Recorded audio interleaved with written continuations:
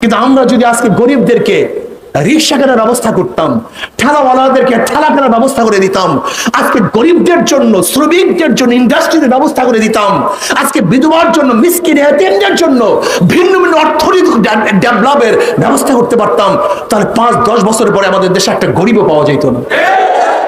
কিন্তু আমরা কি করতেছি? গরিবের জন্য কিচ্ছু করি নেই।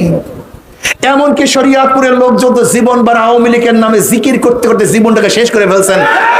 কিন্তু এখন পর্যন্ত ঢাকার রোডটা আপনি ঠিক করতে পারেন না। কপাল পোড়া শরিয়াতপুর, কপাল পোড়া শরিয়াতপুর, ঢাকা রোডটাও ঠিক করতে পারেন না।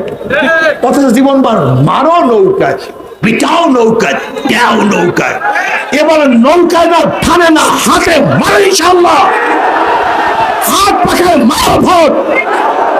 অধিকার বাস্তবায়ন হবে, তোমাদের চাহিদা পূর্ণ হবে, যেখানে বৈষম্য দূর হয়ে যাবে।